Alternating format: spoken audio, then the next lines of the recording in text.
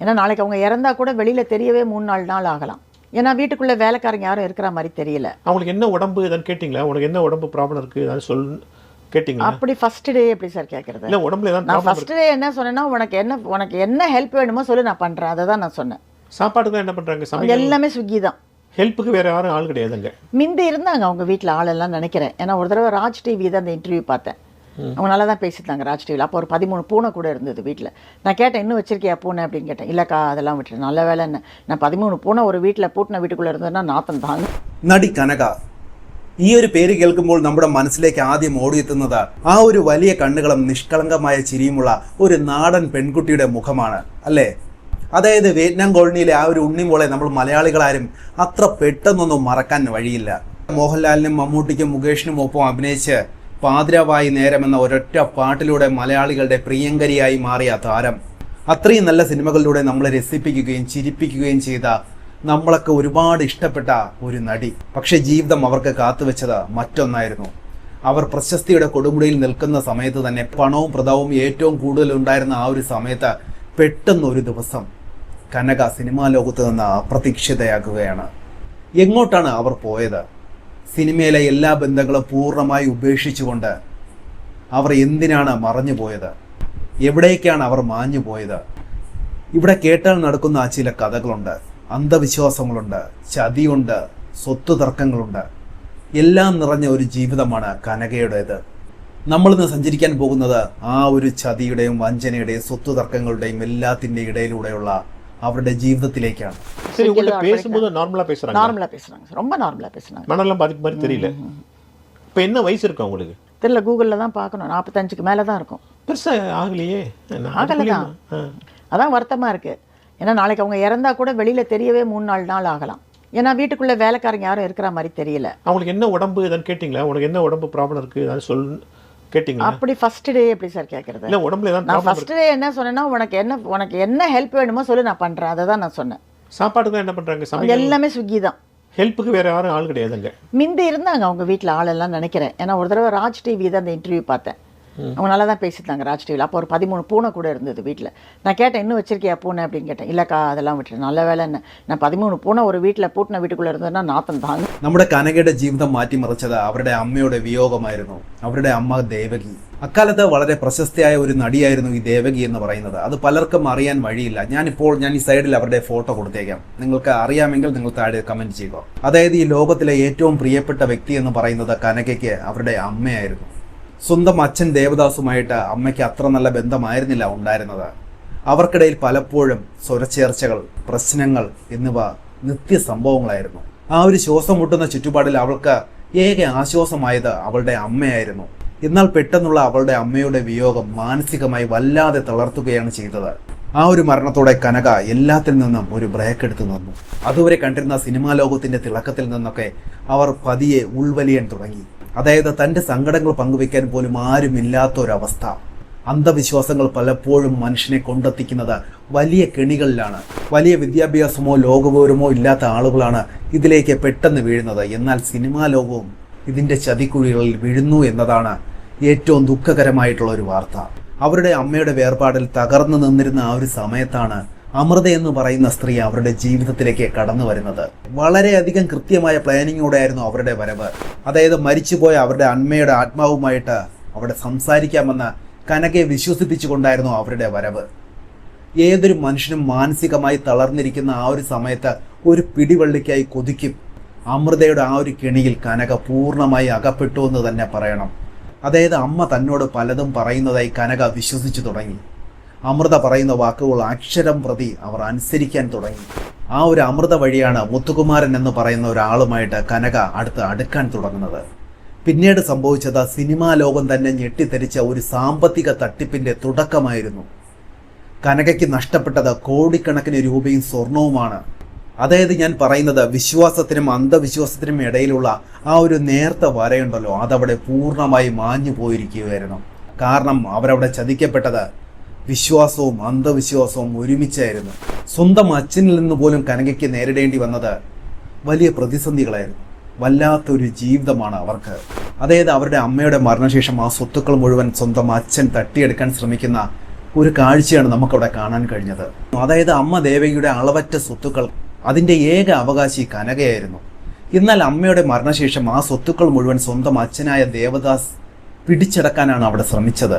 അതിനു വേണ്ടിയിട്ട് അയാൾ സ്വന്തം മകൾക്കെതിരെ തിരിഞ്ഞു. അതിൻ്റെ ഇടയിൽ വളരെ അപ്രതീക്ഷിതമായിട്ടാണ് കാലിഫോർണിയയിൽ വെച്ച് ഒരാളെ വിവാഹം കഴിച്ചുവെന്നും വെറും 15 ദിവസം മാത്രമാണ് അവർ ഒന്നിച്ച് താമസിച്ചതെന്നുമുള്ള വാർത്തകൾ ഗോസിപ്പ് കോളങ്ങളിൽ ഇടം പിടിച്ചു. എന്നാൽ അച്ഛനായ ദേവദാസ് ഈ വാർത്തകളെ പൂർണ്ണമായി നിരസിച്ചു. അങ്ങനെ ഒരു സംഭവം നടന്നിട്ടേ ഇല്ലെന്നും അവൾക്ക്, അതായത് കനകയ്ക്ക് ഭ്രാന്താണെന്നും അയാൾ മാധ്യമങ്ങളോട് വിളിച്ചു പറഞ്ഞു. സ്വന്തം മകളെ പൊതുസമൂഹത്തിന് മുന്നിൽ വെച്ച് വെറും സ്വത്തുക്കൾക്കായി അയാൾ അധിക്ഷേപിക്കുകയാണ് അവിടെ ചെയ്തത്. അയാൾ അപവാദങ്ങൾ പറഞ്ഞു പരത്തി. ഒടുവിൽ ആ സ്വത്തുക്കളുടെ എല്ലാം അവകാശി അവളുടെ അച്ഛനായ ദേവദാസിന്റെ കൈകളിലേക്ക് എത്തുകയാണ് ചെയ്തത്. ചുറ്റുമുള്ളവരൊക്കെ തന്നെ ചതിക്കുകയാണെന്ന് കനകയ്ക്ക് തോന്നി തുടങ്ങി. അതായത് ആരെയും വിശ്വസിക്കാൻ കൊള്ളാത്ത ഒരു തുരുത്തിലേക്ക് കനക വലിച്ചെറിയപ്പെട്ടു. അവൾക്ക് ചുറ്റും ശത്രുക്കൾ മാത്രമായി. പിന്നീട് കനകയെ ആരും കണ്ടിട്ടില്ല. ചെന്നൈയിലെ രാജ അണ്ണാമലയിലുള്ള വീട്ടിൽ പുറം ലോകവുമായി യാതൊരു ബന്ധവുമില്ലാതെ വാതിലുകൾ അടച്ച് വർഷങ്ങളോളം ആ വീടിലെ ഗേറ്റുകൾ തുറക്കപ്പെടാതെ അവർ ആ വീടിനുള്ളിൽ കഴിയുകയാണ്. ഓൺലൈനിൽ നിന്ന് ഫുഡ് ഡെലിവറി വാങ്ങി കഴിക്കുക, തേടി വരാൻ ആരുമില്ലാത്ത ഒരവസ്ഥ. അതായത് സൂപ്പർ താരങ്ങളുടെ, സൂപ്പർ സംവിധായകരുടെയും കാറുകൾ നിരനിരയായി വന്നുകൊണ്ടിരുന്ന ആ ഒരു മുറ്റത്ത് ഇപ്പോൾ കാട്ടുചെടികൾ വിശ്രമിക്കുകയാണെന്ന് നമുക്ക് പറയാം. കാലങ്ങൾ കുറെ കടന്നു. പതിവില്ലാതെ ആ വീട്ടിൽ നിന്ന് പുക വരുന്നത് കണ്ട് അയൽവക്കക്കാർ ഫയർഫോഴ്സിനെ വിളിച്ചു. നാട്ടുകാരും ഫയർഫോഴ്സും ചേർന്ന് ഗേറ്റ് തകർത്ത് അകത്ത് കയറാൻ ശ്രമിച്ചു. എന്നാൽ ഫയർഫോഴ്സ് എത്തിയപ്പോഴേക്കും ഇവിടെ കുഴപ്പമൊന്നുമില്ല, എൻ്റെ ചില പഴയ സാധനങ്ങൾ കത്തിച്ചതാണെന്നും പറഞ്ഞ് കനക അവരെ തിരിച്ചയക്കുകയാണ് ചെയ്തത്. ആ ഒരു വീട്ടിനുള്ളിൽ യഥാർത്ഥത്തിൽ എന്താണ് സംഭവിക്കുന്നതെന്ന് ആർക്കും ഒരു വിവരവുമില്ല. അതിൻ്റെ ഇടയിലാണ് ഒരു വ്യാജ വാർത്ത കാട്ടുതീ പോലെ പടരുന്നത്.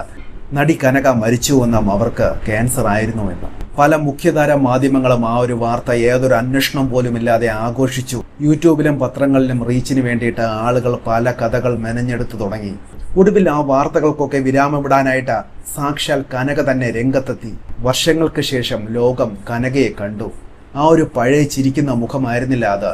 താൻ മരിച്ചിട്ടില്ലെന്നും തനിക്ക് യാതൊരു അസുഖവുമില്ലെന്നും അവർ മാധ്യമങ്ങളുടെ മുന്നിൽ തുറന്നടിച്ചു. അമ്മയുടെ സ്വത്ത് തർക്കവുമായി ബന്ധപ്പെട്ടാണ് ആ ഒരു കരുത്തുറ്റ കനകയെ ലോകം കണ്ടത്. പക്ഷേ ഒരു പത്രസമ്മേളനത്തിന് ശേഷം അവർ വീണ്ടും ഇരുണ്ട മുറികളിലേക്ക് മടങ്ങിപ്പോയി.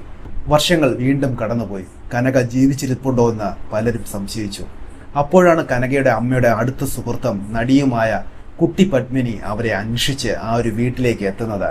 കുട്ടി പത്മിനി നൽകിയ അഭിമുഖത്തിലെ വാക്കുകൾ കേട്ടാൽ നാം ശരിക്കും ഞെട്ടിപ്പോകും. നിങ്ങൾ എന്തായാലും ആ ഒരു வீடியோ கண்டுட்டு வரும். எனக்கு ரொம்ப வருத்தமாக இருக்குது. ஏன்னா தேவிகா அக்கா கையால் ஊட்டப்பட்டு வளர்ந்த குழந்தை. நான் ஷூட்டிங்கில் சாதனெலாம் பிசைஞ்சு ஊட்டி விடுவாங்க. ஸோ என்னுடைய ஃபேன்ஸ், என்னுடைய கேபி டிவி பார்க்குறவங்கலாம் கனகா அவர்களை போய் பாருங்கள், கனகாவை போய் பாருங்கன்னு சொல்லிக்கிட்டே இருந்தாங்க. சரின்னு சொல்லி அவங்கள பார்க்கறதுக்காக போனால் வந்து வீடு வந்து யார் போனாலுமே வீடு பூட்டி தாங்க இருக்குது. பூட்டுனா கூட சாதாரண பூட்டு கிடையாது, அருந்ததி பூட்டு மாதிரி இருக்கும். அந்த படத்துல எல்லாம் பெரிய பெரிய பித்தளை பூட்டு, பெரிய பெரிய சங்கிலி. வீடே வந்து ரொம்ப பெயிண்டே இல்லாமல் அந்த ஜன்னல்லாம். எந்த ஏரியா? இதுக்கிட்ட நம்ம அபிராம்புரத்துக்கு கிட்ட வீடே ரொம்ப பழமையாக இருக்கும். ஸோ எப்படிடா உள்ளே போகிறதா இல்லையா, ஒரு லைட்டு மட்டும் எரிஞ்சுது. எப்படி இதெல்லாம் தாண்டி குதிக்க முடியாது. இது கேட்டு மேலே ஏறி குதிக்கிற வயசாக எனக்கு. ஸோ என்னடா பண்ணுறது அப்படின்னு பார்த்துட்டேங்க. ஒருவேளை டிரைவர் யாராவது குதிக்க சொன்னால் கூட ட்ரெஸ் பாசிங் ஆகிடும். அக்கம் பக்கத்தில் யாரை கேட்டாலும் எப்போ வருவாங்க தெரியாது, எப்போ போவாங்க தெரியாது. நாங்கள் கொஞ்சம் ட்ரிச்லிங்காக இருந்தது. காரில் உட்காந்துருந்தேன். கரெக்டாக ஆட்டோவில் இந்த பொண்ணு வந்து இறங்குச்சு. டிரைவர் சொன்னார், அம்மா பார்த்தா அவங்க மாதிரி இருக்குமா அப்படின்னாரு. திரும்பி பார்த்தா கனகா. ஆனால் கொஞ்சம் வெயிட் போட்டிருந்தாங்க. ரொம்ப അൻപാ പേசுനാങ്ക. അക്കാ എപ്പിടിക്കാ இருக்கீங்க, நல்லா இருக்கீங்களா? ആ വീടിന് മുന്നിലെത്തിയ പത്മിനി കണ്ടത് അരുന്ധതി സിനിമയിലൊക്കെ ഉള്ളതുപോലുള്ള വലിയ പിച്ചളപ്പൂട്ടുകൾ കൊണ്ട് മൂടിയിരിക്കുന്ന ഗേറ്റാണ്. വീടിന് പെയിന്റ് അടിച്ചിട്ട് തന്നെ വർഷങ്ങളായി കാട് പിടിച്ച് കിടക്കുന്ന പരിസരം. അവർ അവിടെ കാറിൽ കുറച്ചു നേരം കാത്തിരുന്നു. അപ്പോഴാണ് ഒരു ഓട്ടോറിക്ഷയിൽ കനക അവിടേക്ക് വരുന്നത്. ആൾ അല്പം തടിച്ചിരുന്നുവെങ്കിലും നോർമലായിട്ടാണ് തന്നോട് സംസാരിച്ചതെന്ന് കുട്ടി പത്മിനി ഓർത്തെടുക്കുന്നു. ഗൂഗിൾ നോക്കിയാൽ മാത്രമേ കനകയുടെ ഇപ്പോഴുള്ള പ്രായം പോലും നമുക്ക് മനസ്സിലാവൂ. ഏകദേശം 50 വയസ്സിനോളം തന്നെ പ്രായമുണ്ടാകും അവർക്ക്. சரி, உங்கள்ட்ட பேசும்போது நார்மலா பேசுறாங்க? நார்மலா பேசுறாங்க, ரொம்ப நார்மலா பேசுறாங்க. மனெல்லாம் பாதிப்பு மாதிரி தெரியல. இப்போ என்ன வயசு இருக்கு உங்களுக்கு? தெரியல, கூகுளில் தான் பார்க்கணும். 45க்கு மேலே தான் இருக்கும். பெருசா ஆகலையே. ஆகலை தான். அதான் வருத்தமாக இருக்குது. ஏன்னா நாளைக்கு அவங்க இறந்தா கூட வெளியில் தெரியவே 3-4 நாள் ஆகலாம். ஏன்னா வீட்டுக்குள்ளே வேலைக்காரங்க யாரும் இருக்கிற மாதிரி தெரியல. அவங்களுக்கு என்ன உடம்பு எதாவது கேட்டிங்களா? உனக்கு என்ன உடம்பு ப்ராப்ளம் இருக்குது ஏதாவது சொல்லு கேட்டிங்களா? அப்படி ஃபர்ஸ்ட் டே எப்படி சார் கேட்குறது? இல்லை, உடம்புல ஏதாவது நான் ஃபர்ஸ்ட் டே என்ன சொன்னேன்னா, உனக்கு என்ன ஹெல்ப் வேணுமோ சொல்லி நான் பண்ணுறேன். அதை தான் நான் சொன்னேன். சாப்பாட்டுக்கு என்ன பண்ணுறாங்க? எல்லாமே ஸ்விக்கி தான். ஹெல்ப்புக்கு வேறு யாரும் ஆள் கிடையாதுங்க. மிந்தி இருந்தாங்க அவங்க வீட்டில் ஆளெல்லாம் நினைக்கிறேன். ஏன்னா ஒரு தடவை ராஜ் டிவி தான் அந்த இன்டர்வியூ பார்த்தேன். அவங்க நல்லா தான் பேசியிருந்தாங்க ராஜ் டிவியில். அப்போ ஒரு 13 பூனை கூட இருந்தது வீட்டில். நான் கேட்டேன், இன்னும் வச்சிருக்கியா பூனை அப்படின்னு கேட்டேன். இல்லைக்கா அதெல்லாம் விட்டுரு, நல்ல வேலைன்னு. நான் 13 பூனை ஒரு വീട്ടിൽ പൂട്ടിന വീട്ടുക്കുள்ளே ഇരുന്നதுன்னா നാത്തം താങ്ങും. ആ ഒരു വലിയൊരു വീട്ടിൽ അവരെ സഹായിക്കാൻ ജോലിക്കാർ എന്ന് പറഞ്ഞ ആരും തന്നെയില്ല. 10ഓ 20ഓ പൂച്ചക്കുട്ടികളാണ് അവർക്ക് അവിടെ കൂട്ടായിട്ടുള്ളത്. പിന്നെ ആ മൃഗങ്ങളെ അവർ കൃത്യമായിട്ട് പരിപാലിക്കാത്തത് കൊണ്ട് തന്നെ വീട് വളരെയധികം വൃത്തിഹീനമായിട്ടാണ് കിടക്കുന്നത്. പിന്നെ ദുർഗന്ധം പറയേ വേണ്ട. പിന്നെ ഫോൺ എപ്പോഴും സ്വിച്ച് ഓഫ് ചെയ്ത് വെക്കരുതെന്ന് കുട്ടി പത്മിനി അവരെ ഉപദേശിച്ചിരുന്നു. എങ്കിലും പിന്നീടൊക്കെ വിളിച്ചപ്പോൾ കനകയുടെ ഫോൺ സ്വിച്ച് ഓഫ് തന്നെയായിരുന്നു. കാലെടുത്ത് വെക്കണം. ആത്മീക നമ്മളുடைய வாழ்க்கைக்குள்ள வரலன்னு வச்சுக்கோங்களேன், அது நம்மளை மென்டல் ஆக்கிடும். பிகாஸ் உங்களால் யாரையுமே நம்ப முடியல. மேபி அந்த பொண்ணால் யாரையுமே நம்ப முடியல. அந்த மாதிரி ஒரு இடத்துக்கு அவங்க தள்ளப்பட்டிருக்காங்க. நான் பரிபூர்ணமாக நம்புகிறேன். இல்லைன்னா அவங்க அப்படி பூட்டிக்கிட்டு வீட்டுக்குள்ளே இருக்க வேண்டிய அவசியம் இல்லை. யார் வந்தாலும் என்னை ஏமாற்றிடுவாங்களோ, யார் வந்தாலும் என்கிட்ட ஏதாவது வாங்கிட்டு போயிடுவாங்களோ, அந்த ஃபீலிங்கில் அவங்க இருப்பாங்களோன்னு தோணுது. அதுதான் நிஜமான எனக்கு தெரியல. பட் அவங்க இவ்வளோ உலகத்துல இருந்து கட் ஆஃப் பண்றதுக்கு ஒரு காரணம் எனக்கு புரியல. இல்ல அப்படி எதையுமே பார்க்கறதுன்னா பகல் 23 தூங்கிட்டே இருந்தா என்ன ஆகுது? I wish Har all the best. നാളെ അവർക്ക് വീട്ടിൽ വെച്ച് എന്തെങ്കിലും ഒരു അപകടം സംഭവിച്ചാൽ പോലും 3ഓ 4ഓ ദിവസം കഴിഞ്ഞാൽ മാത്രമേ പുറം ലോകം അറിയത്തുള്ളൂ എന്നതാണ് ഏറ്റവും വലിയ സങ്കടകരമായ ഒരു വസ്തുത. സോഷ്യൽ ലൈഫിൽ നിന്ന് മൊത്തമായി കട്ട് ഓഫ് ചെയ്ത് ഒരു ബന്ധവുമില്ലാതെ ഒറ്റയ്ക്ക് ജീവിക്കുക, അതും മുമ്പ് പ്രശസ്തിയുടെ കൊടുമുടിയിൽ നിന്നിരുന്ന ഒരു നടി. എത്ര ഭയാനകമായ ഒരു അവസ്ഥയാണല്ലേ അതൊക്കെ. അതായത് ശരിയായ സമയത്ത് ശരിയായ മനുഷ്യരെ വിശ്വസിക്കാൻ കഴിയാതെ പോയതാണ് ഈ ഒരു വലിയൊരു വീഴ്ചയ്ക്ക് കാരണമായത്. ആത്മീയ വിശ്വാസങ്ങളും സ്വത്തിന് വേണ്ടിയുള്ള സ്വന്തം അച്ഛൻ കാണിച്ച ക്രൂരതകളും ആ പെൺകുട്ടിയെ മാനസിക നില തന്നെ തകർത്ത് കളഞ്ഞു. അത്രയും നല്ല നിലയിൽ നിന്നിരുന്ന ഒരു നടി പെട്ടെന്നൊരു ദിവസം ഇത്രയും വലിയൊരു ഗർത്തത്തിലേക്ക് വീഴണമെങ്കിൽ അത്രയും വലിയൊരു സമ്മർദ്ദം ചുറ്റുപാടുകളിൽ നിന്ന് അവൾക്ക് ഏൽക്കേണ്ടി വന്നിട്ടുണ്ട്. ആരെയും വിശ്വസിക്കാൻ കഴിയാത്ത ഒരു അവസ്ഥയിലേക്ക് സമൂഹവും ചുറ്റുപാടും അവളെ എത്തിച്ചിരിക്കുകയാണ്.